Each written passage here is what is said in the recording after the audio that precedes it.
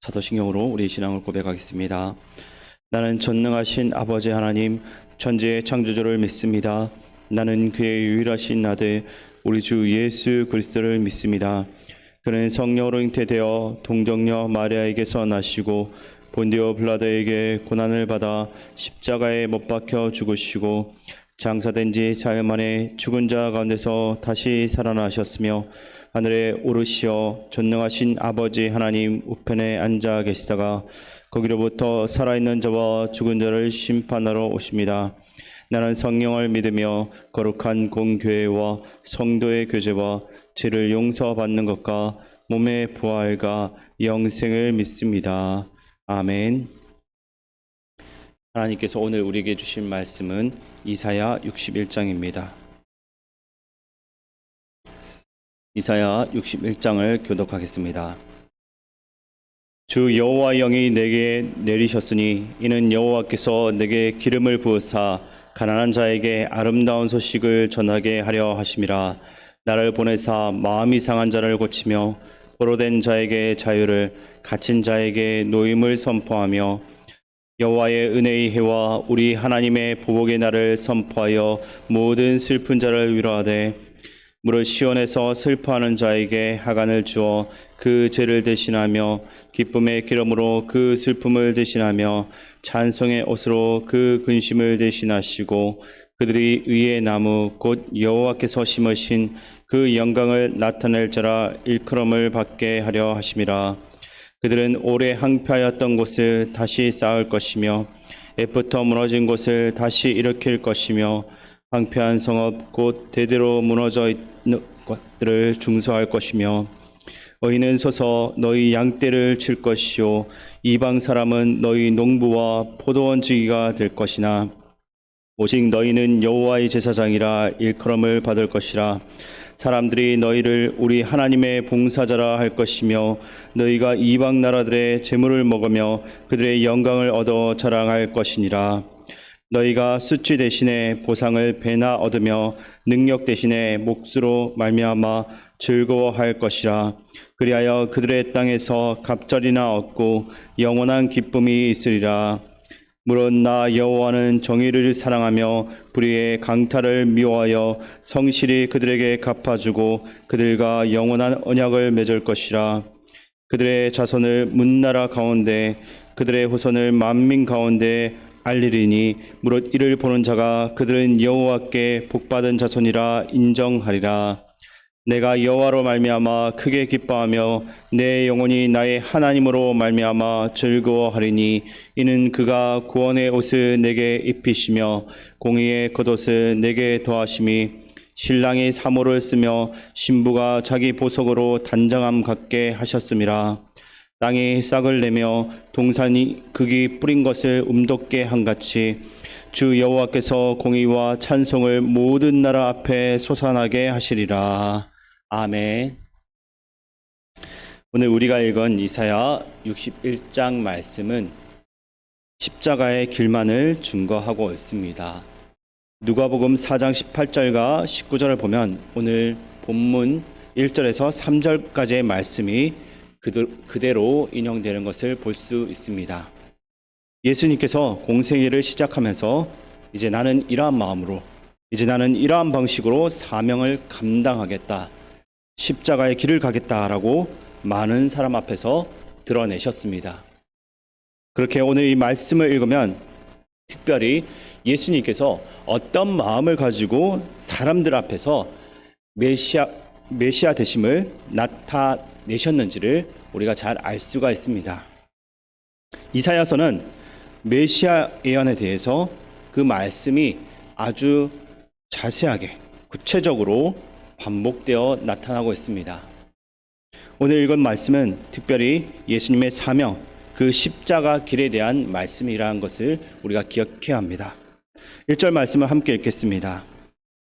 주 여호와 영이 내게 내리셨으니 이는 여호와께서 내게 기름을 부어사 가난한 자에게 아름다운 소식을 전하게 하려 하심이라. 나를 보내사 마음이 상한 자를 고치며 포로된 자에게 자유를, 갇힌 자에게 노임을 선포하며. 아멘. 예수님께서 이 말씀을 인용해서 주 여호와의 영이 내게 임하셨다, 하나님께서 나에게 기름을 부으셨다 이렇게 말씀하시면서 자신의 사역의 시작을 알리셨습니다.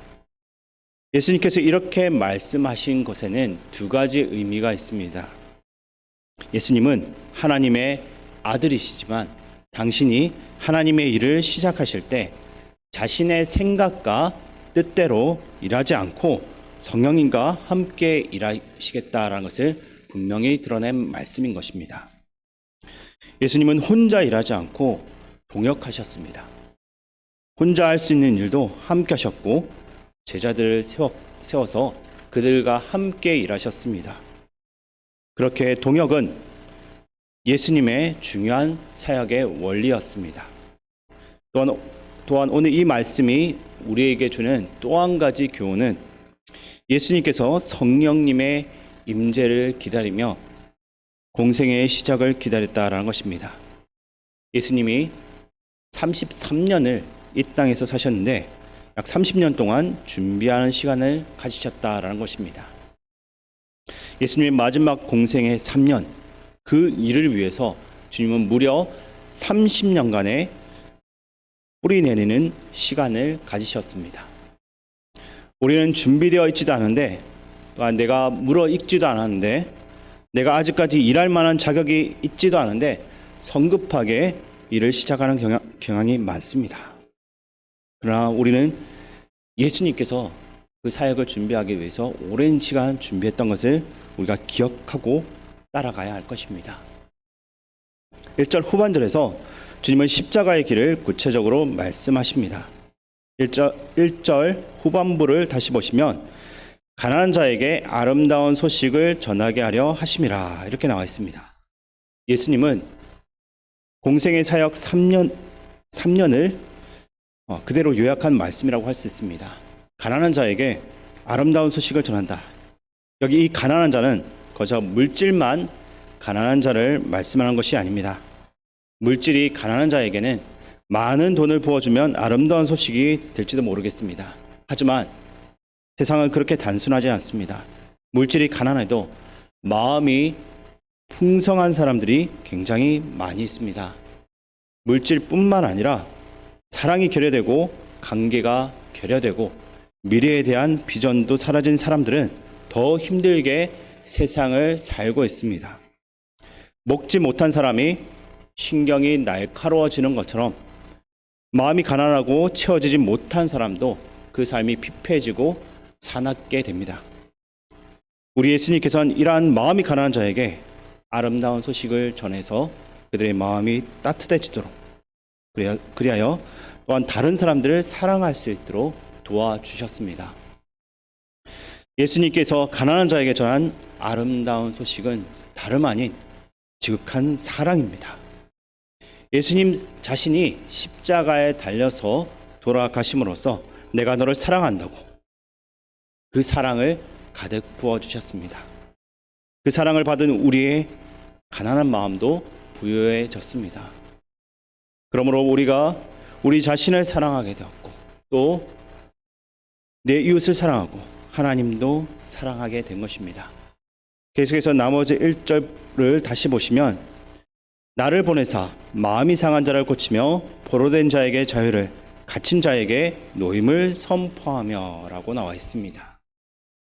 주님의 사역은 마음이 상한 자를 고치신 사역, 포로된 자, 갇힌 자를 자유케 하는 사역을 하셨습니다. 요한복음 8장에 보면 간음하다가 현장에서 잡힌 여인을 주님께서 용서하셨습니다. 나도 너를 정죄하지 아니하노니 가서 다시는 죄를 범하지 말라라고 말씀하셨습니다. 그리고 이어서 하셨던 말씀이 진리를 알지니 진리가 너희를 자유롭게 하리라라는 말씀입니다. 많은 사람들은 정욕이라는 이러한 감옥에 갇혀서 살아가고 있습니다. 세속적인 욕망, 욕심에 사로잡혀서 살아가는 것입니다. 그 때문에 죄에 포로된 삶을 살 수밖에 없습니다. 주님은 그런 사람들을 찾아다니면서 해방시켜 주시고 진리 가운데 거하게 만듦으로써 참된 자유를 허락해 주셨습니다. 누가복음 19장에는 삭개오 이야기가 나오는데 삭개오는 물질에 갇힌 인생을 살았습니다. 물질도 많이 가지고 세상적인 권세도 많이 가지고 있었지만 그것이 그의 인생을 자유롭게 하지는 못했습니다. 오히려 그것이 삭개오를 속박하는 올감이었습니다. 주님을 만난 삭개오는 그 물질의 속박에서 벗어나서 참된 자유를 얻었습니다. 교회와 하나님의 백성은 사람들을 죄로부터 자유롭게 해방시켜주는 역할을 해야 하는 것입니다. 잘못된 교회는 성도를 억압하고 성도의 자유를 박탈합니다. 여러 가지 제도와 규율로서 성도를 억압하는 것은 올바른 교회 공동체가 해야 할 일이 아닌 것입니다. 자발적으로 하나님 말씀대로 살아갈 수 있도록 교회가 도와야 되는 것입니다. 헌금이나 봉사를 안 했을 때 천벌을 받는다라는 위협적인 가르침보다는 하나님께 자발적인 헌신의 기쁨을 가르쳐야 하는 것입니다. 2절 말씀을 제가 읽어드리겠습니다. 여호와의 은혜의 해와 우리 하나님의 보복의 날을 선포하여 모든 슬픈 자를 위로하되. 아멘.